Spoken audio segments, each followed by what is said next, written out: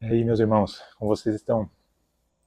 Mais um sábado, tomando meu cafezinho aqui. O Thiago ficou doido, né? O que é isso aqui? Calma que eu vou explicar. Calma.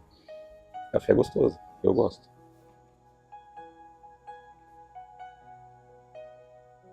O Thiago ficou doido, tomando, tá tomando água, falando que tá tomando café e tá falando que tá gostoso. Esses dias de carnaval, tava refletindo sobre uma mensagem que está escrito em Mateus 5, que fala sobre o cristão deve ser sal e luz. Eu vou ler para vocês, mas se eu falar para você que isso aqui é um café dos melhores, um café especial que ganhou prêmio, você vai acreditar em mim? Tô te falando que é café.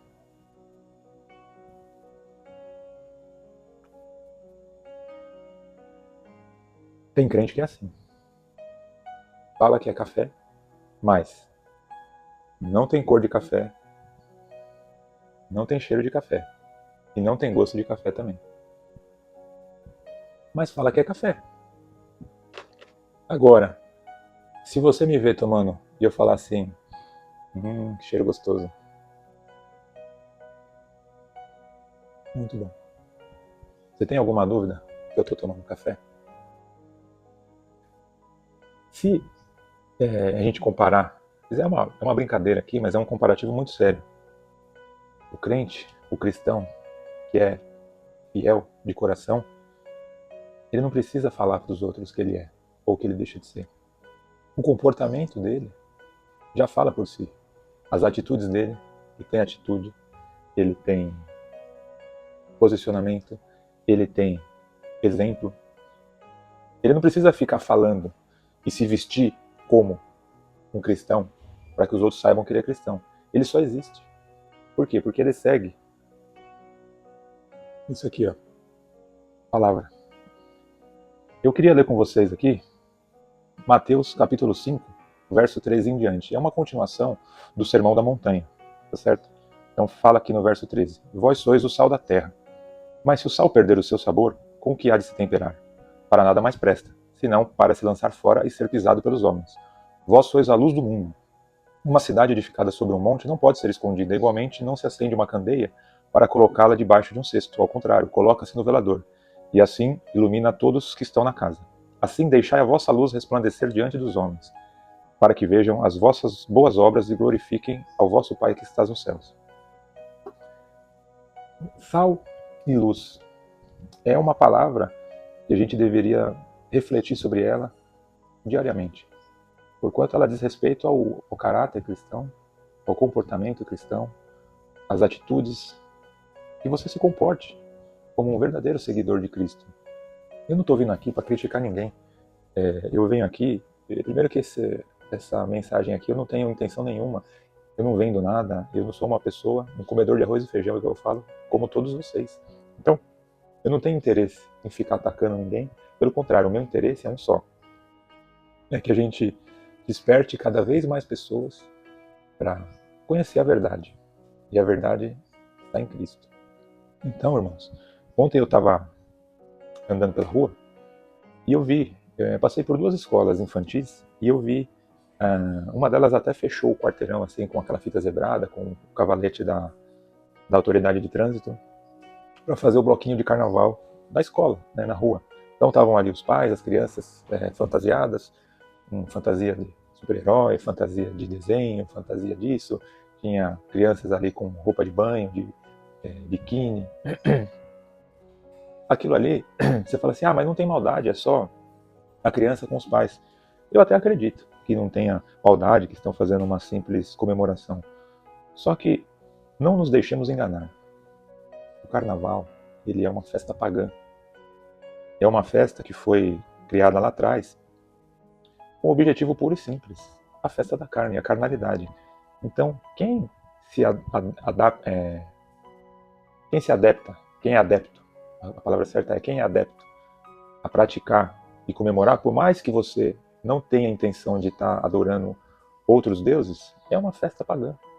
Então, daquelas outras que a gente vê, aqueles grandes movimentos que se fecham, as grandes escolas de samba, os blocos de carnaval, tem muita coisa ali que eu não vou nem falar nada, entendeu? Mas eu vou fazer uma pergunta para você. Você como cristão, você como seguidor e imitador de Cristo, que deveria ser, ou que tenta ser, né? Que nós sempre tentamos fazer o melhor. Você deveria estar no meio desse lugar, você deveria estar propagando e partilhando desses atos? É uma pergunta simples, de sim ou não. Cada um que faça a sua análise, cada um que analise a sua consciência, cada um que julgue a si próprio. Nós não estamos aqui para julgar. Então, se a gente deve ser sal e luz, o sal, ele tem aquela propriedade conservante, ele tem aquela propriedade que ressalta o que já é bom, fica ainda melhor. A luz, ela ilumina, ela torna as coisas claras. Aquele que estava tropeçando porque não estava enxergando, quando chega a luz, ele não tropeça mais, ele enxerga onde ele pisa. Então, irmãos, não nos enganemos. Eu vou ler outras passagens aqui, né? Como eu falei para vocês, essa parte aqui de Sal e Luz é a continuação do Sermão da Montanha, que é uma das partes que o Senhor deixa claro, né? Então ali, ó, Jesus subiu ao monte, assentando-se, abriu a boca e ensinava dizendo: Bem-aventurados os pobres em espírito, porque deles é o reino dos céus. Bem-aventurados os que choram, porque serão consolados. Bem-aventurados os humildes, porque herdarão a terra. Bem-aventurados os que têm fome e sede de justiça, porque serão fartos. Bem-aventurados os misericordiosos, porque alcançarão misericórdia. Bem-aventurados os limpos de coração, porque verão a Deus. Vou fazer só uma pausa aqui. Certo dia, estava conversando com o irmão, e aí eu percebi ele aflito. Eu falei, cara, tá tudo bem com você? Ele falou, tá. Eu falei, você parece que tá pesado. Eu falei, tá carregando alguma coisa? Aí ele falou assim, eu tô com raiva. Eu falei, eu sei como é isso. Acontece, né? A gente às vezes sofre alguma frustração, é traído, é decepcionado, e esse é um sentimento que desperta com frequência no ser humano. Aí ele falou, pois é. E o que você faz? Eu falei, cara, é simples. Mesma hora que eu senti raiva, eu já vou e limpo o coração. Como foi ensinado. Vocês acabaram de ler comigo. E ele falou assim, tá, e como eu limpo o coração? Eu falei, coisa mais fácil do mundo.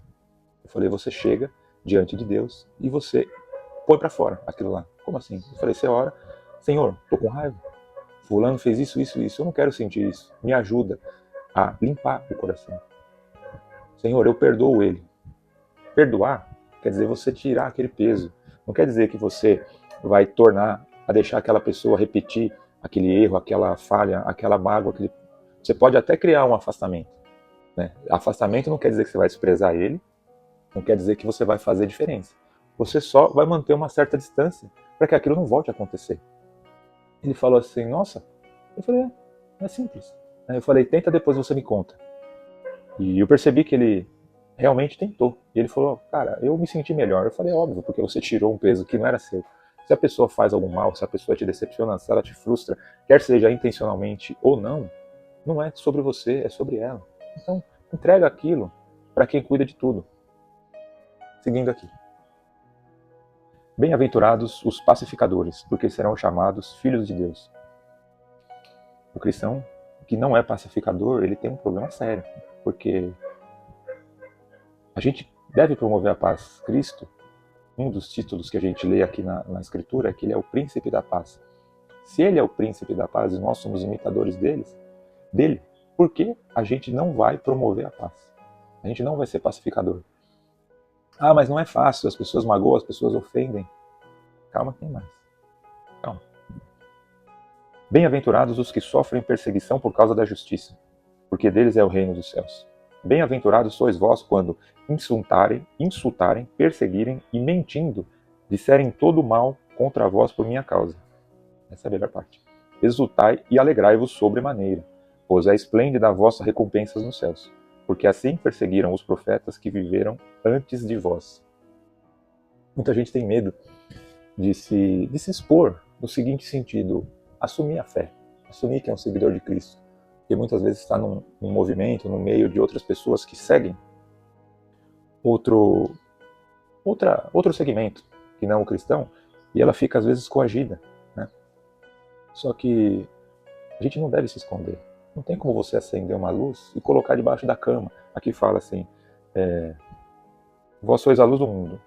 Não se acende uma candeia para colocá-la debaixo de um cesto. Uma candeia era uma mini tocha, né, que era embebida no azeite, tinha um pavio, e ela ficava num velador, que era como se fosse uma cúpula, né, para proteger do vento e que a vela ficasse ali acesa, a tochinha. Então colocava-se na parede ou num suporte preso na parede e ela ficava iluminando ali ao redor. Se você pegasse isso e colocasse embaixo do cesto, não adiantou de nada. Então você acende para colocar no lugar em evidência, para que ilumine o que está em volta.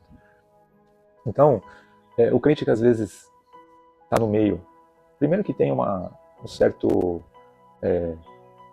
preconceito com a palavra crente. O crente ele foi debochado. Eu lembro de ser criança e muita gente fazer piada com a palavra crente. E por muitos anos eu tive vergonha, quando eu era criança, assim, que o pessoal zombava de quem era crente. E aí fazia aquelas piadas. E eu me escondia. Você fala assim, você não tem vergonha de falar? Não, porque é uma realidade que todo cristão, em algum momento, passou. Se você não passou, parabéns.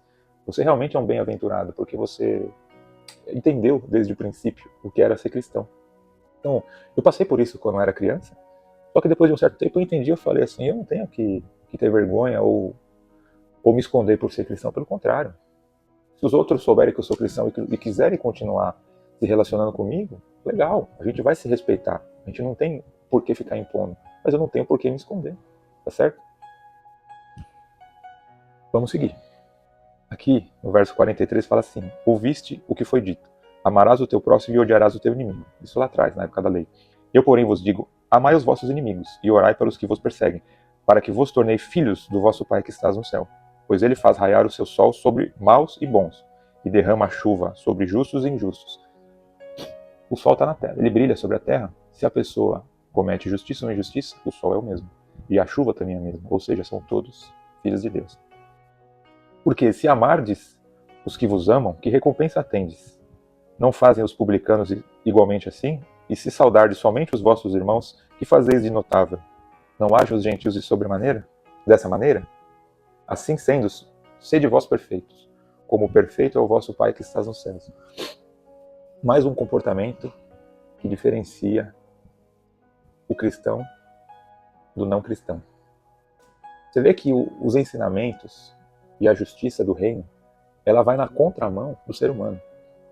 O que é natural do ser humano? Ele tomar um tapa e revidar, ou ele tomar um tapa e a pessoa ficar ali calada? A primeira opção, isso é natural. Se você tomar um tapa, você vai querer logo se defender. Agora aqui fala.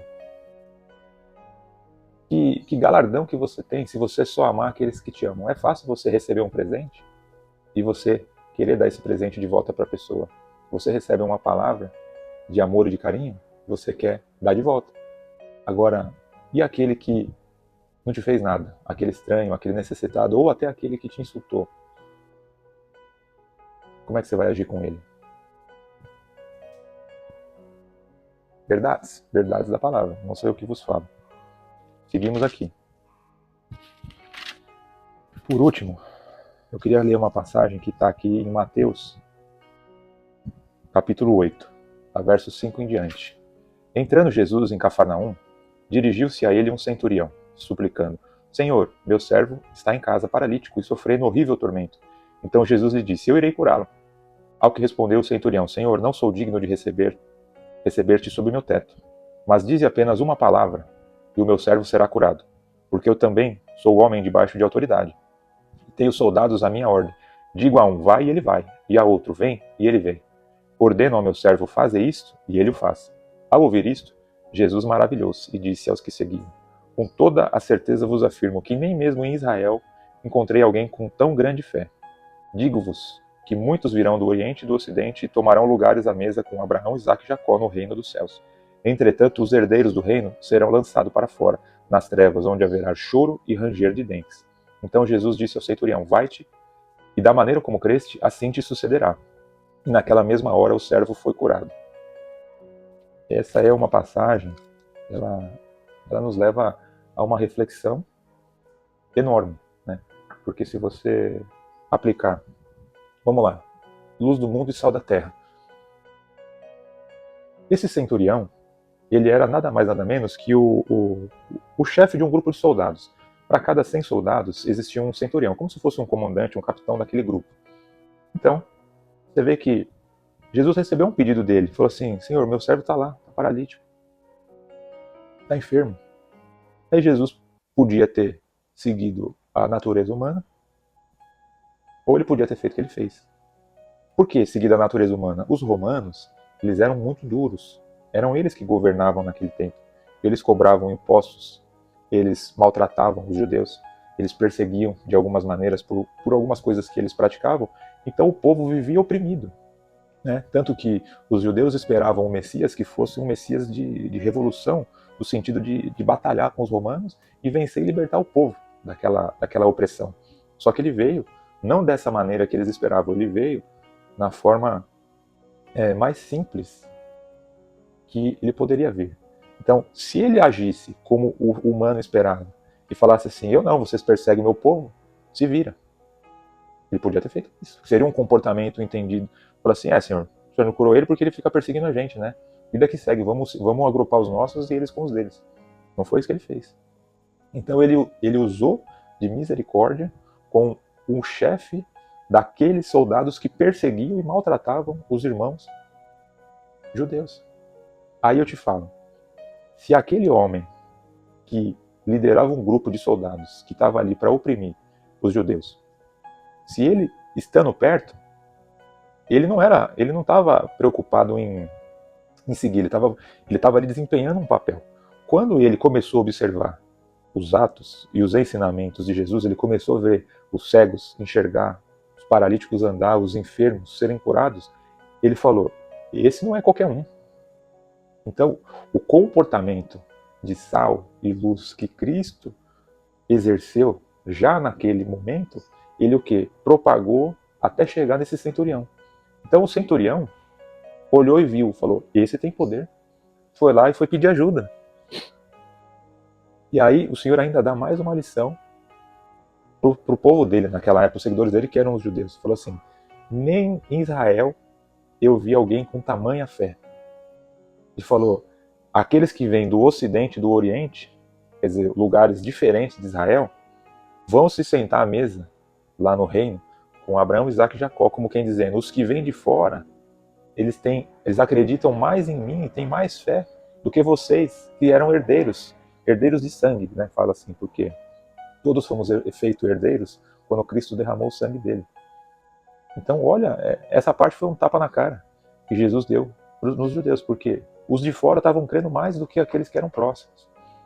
Então, aí Jesus falou assim: seja como tu o creste. Ou seja, ele falou: se você dizer só uma palavra, seja curado, o meu servo vai ser curado. Olha o tamanho da fé. E Jesus falou assim: então, seja como você assim o disseste. Essa é a importância, irmãos, de nós sermos luz do mundo e sal da terra. Muitas vezes você acha que o seu comportamento não é visto por ninguém. Mas a gente está no mundo, a gente está exposto. Todas as pessoas que convivem com a gente, elas observam. E a gente, querendo ou não, acaba dando um exemplo. Ou um bom exemplo ou um mau exemplo. Se você compra uma coisa e você não paga, você está dando um mau exemplo. Se você ajuda uma pessoa a atravessar a rua que está com dificuldade, você está dando um bom exemplo. Então, isso são atitudes humanas para um bom convívio. Agora, atitudes e comportamentos cristãos, eles vão além da compreensão humana. Né? Medita na palavra. Não se deixe enganar por esses feriados, esses momentos de prazer, de festa. Na palavra de Deus está escrito: tudo é lícito, mas nem tudo me convém. Nós não somos contra nenhum tipo de descanso, que você não pode passar um bom tempo, que você não pode se divertir. Você pode fazer de tudo, mas tenha cautela e tenha sabedoria para que você entenda onde e como você deve estar e se portar, para que você dê um bom exemplo, para que você desperte. Porque ainda eu vejo pessoas achando que ser cristão, ser um seguidor de Cristo, ser um crente em Jesus, é uma coisa chata, é uma coisa cheia de prisão, cheia de regras, cheia de não. E ser cristão é totalmente o oposto disso. É você ser livre. Né? Porque o Senhor nos libertou da escravidão. Lá na época que o povo hebreu era escravo do Egito, né? O Senhor mandou Moisés e libertou o povo da escravidão. E quando Cristo morreu na cruz, ele libertou o povo da escravidão do mundo. Ou seja, hoje nós somos livres para renunciar ao pecado, livre para escolher não ser servo do mal. Eu espero que vocês entendam, que vocês não se ofendam e que eu tenha trazido mais um ponto de luz, mais um pouco de sal para vocês. Meditem sempre na palavra. Orem e tamo junto. Até a próxima.